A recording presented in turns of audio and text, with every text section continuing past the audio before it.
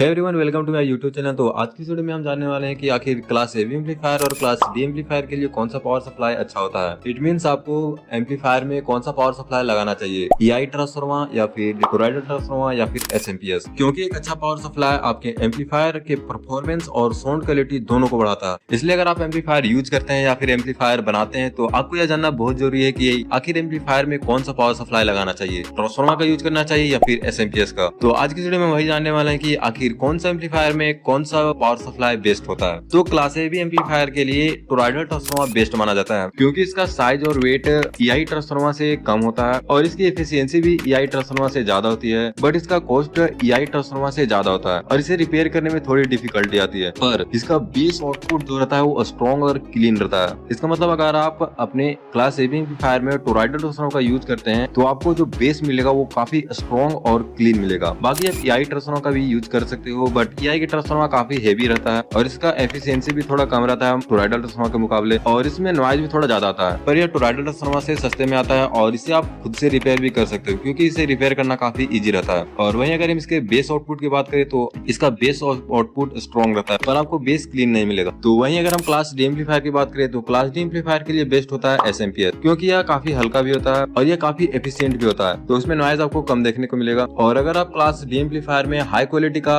SMPS लगाते हो तो आपको बेस काफी तगड़ा मिलेगा। लेकिन वहीं अगर आप लोकल कंपनी का अगर एसएमपीएस लगाओगे तो आपको बेस उस तरह का नहीं मिलेगा जिस तरह का बेस निकलना चाहिए क्लास डी एम्पलीफायर से। तो अगर हम एक लाइन में बात करें तो क्लास ए एम्पलीफायर के लिए टोरॉइडल ट्रांसफार्मर बेस्ट है, लेकिन अगर आपका बजट थोड़ा कम है तो आप ईआई ट्रांसफार्मर भी यूज कर सकते हो, वो भी अच्छा काम करेगा। और क्लास डी एम्पलीफायर के लिए एसएमपीएस ही बेस्ट है, क्योंकि अगर हम क्लास डी एम्पलीफायर की बात करें तो क्लास डी एम्पलीफायर वर्क करता है पल्स विथ मॉड्यूलेशन पर और उसी बेसिस पर वर्क करता है एसएमपीएस, जिसकी वजह से क्लास डी एम्पलीफायर के लिए एसएमपीएस बेस्ट माना जाता है। और हाँ, एक और कंफ्यूजन मैं आप सबको दूर करना चाहता हूँ कि अगर आपके पास एसएमपीएस हो या फिर ईआई ट्रांसफार्मर हो या फिर टोरॉइडल ट्रांसफार्मर हो, आप तीनों का यूज दोनों एम्पलीफायर में कर सकते हो, चाहे वह क्लास ए बी का एम्पलीफायर हो या फिर क्लास डी का एम्पलीफायर, आप दोनों में आराम से उसको यूज कर सकते हो। अगर आप सुटेबल एम्पलीफायर के लिए सुटेबल पावर सप्लाई ना चुनो तो साउंड क्वालिटी थोड़ा सा घट सकता है। बाकी आप इसे आराम से कोई भी एम्पलीफायर में यूज कर सकते हो, उससे कोई दिक्कत नहीं है। पर हाँ, अगर आपको क्लासिक एम्पलीफायर चाहिए एकदम नेचुरल साउंड, तो आपको जो कॉम्बिनेशन मैंने बताया उसी कॉम्बिनेशन के हिसाब से आपको एम्पलीफायर में लगाना पड़ेगा पावर सप्लाई को।